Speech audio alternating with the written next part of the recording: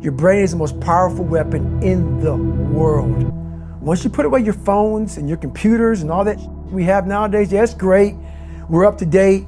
But your brain is the only thing you have when you're going through depression, when you're going through hard times, when you're going through death, real life. You can't Google that, man. You're alone. You're alone. You may have a shrink you're going to, you may have a best friend you're going to, but there's 24 hours in the day where you're alone in this brain, and your brain is talking to you in all kinds of ways, and it wants to control you and pull you in these different pockets. If you can't control your own brain and your brain controls you, you got to tell your brain where you want to go and how you want to go and how you want to get there. You got to control it. If not, it's over. What existed for me was, okay, man, how am I going to make this work? And all I knew back then was hard work. The only way anything gets accomplished. That's all I heard back in those days. You got to work hard. You got to work hard. I'm not getting I can't get this paragraph. I can't remember what the f***'s in this paragraph to pass this test to get in the military.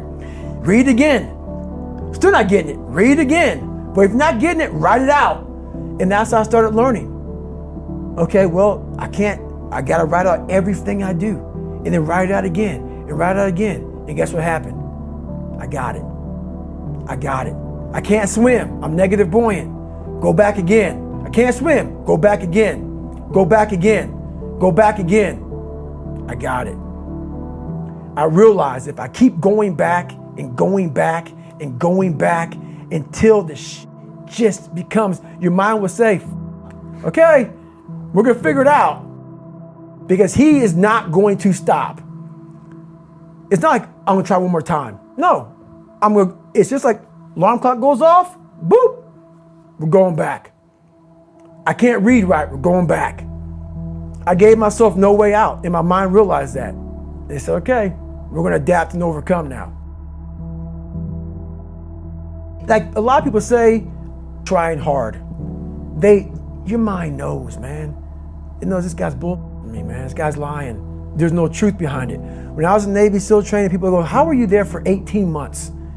The program was only 6 months long. You were in 3 hell weeks in 1 year. No one's ever done that. How did you do that? I talk about the new norm. When I lived in a $7 a month place when I was growing up for a short period of time, I loved it.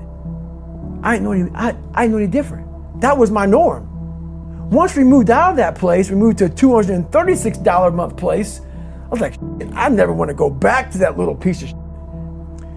But if you go back to that $7 a month place and you realize this is where I live, this is all I got, your mind says, roger that, this is home. So when I was going through Navy SEAL training for 18 months and going back through all the hard parts over and over again, I told myself after the first time, I knew it was gonna be a long journey there. My body was breaking down. It was just how it was going on. I said, you know what, this is my new norm. So my mind said, it's like going to work. Like you go to work, you put your suit and tie on, I go into suffering every day. Every day, suffering, being broken, duct taping my feet up, stress fractures, shin splints, being broken. This is my new norm. And your mind says, if we're not broken, this ain't normal. We gotta be broken. So then your mind starts to get tougher and tougher and more callous. People go, how did you run on broken feet? Broken shins. My mind knew this is how we operate. We're in Navy SEAL training. This is what we are. I became hell. And that became my new norm. I gave myself no way out. There was nothing outside these walls of hell. Nothing. I love God, but for a short period of time, I became the devil, because that was hell. I became the boss, the owner, the CEO of Navy SEAL training. That was my mindset. And that's how you get through things. You immerse yourself in wherever it is, and you become that. You become that and give yourself no way out.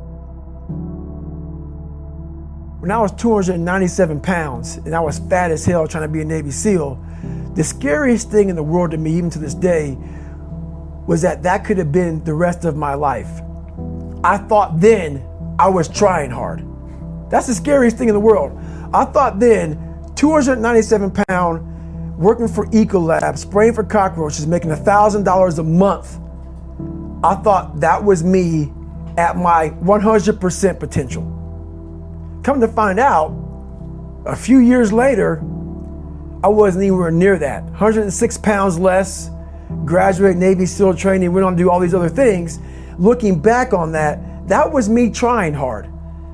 That's why people gotta understand, what is in us, we have no idea until we start trying hard. And I mean really trying hard, where you're obsessed with, hey, this is my new norm. My new norm is that, wow, this isn't always fun. It's not always meant to be fun. And that's when you know you're trying hard. People hear my story and think this guy is sadistic. I realized how the brain works. I figured out how the brain works. I'm a scared kid, and that's what gives me so much power. I had no foundation, and I built this off of just researching the mind.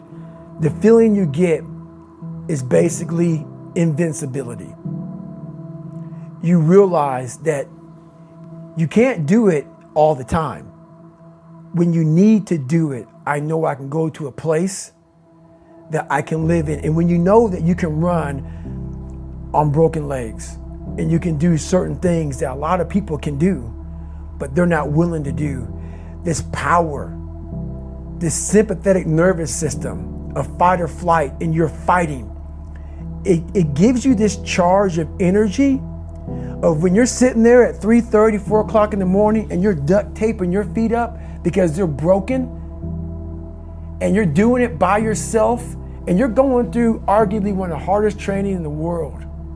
And these guys, most of them are healthy, and you're going through it broken, and you're already at a disadvantage, but you're still there. You can feed into that and tap into that for a lot of power. But if you look at it, well, I'm broken, man. Like, I'm not gonna make it. But if you look at it as, man, I'm broken and I'm still here, and I'm fighting, and I'm gonna find a way to get through this because I have no other place to go. It gives you a lot of power.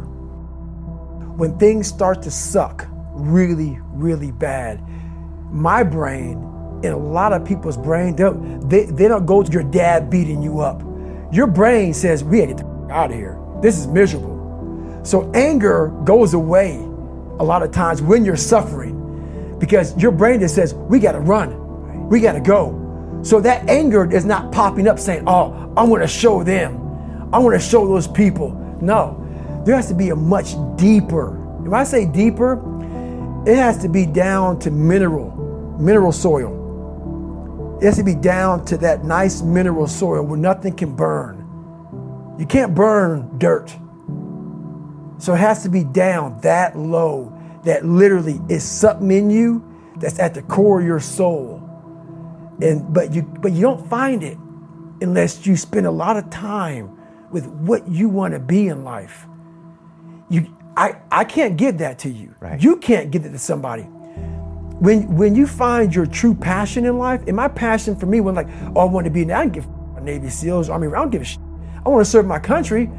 I want to be someone that I'm proud of.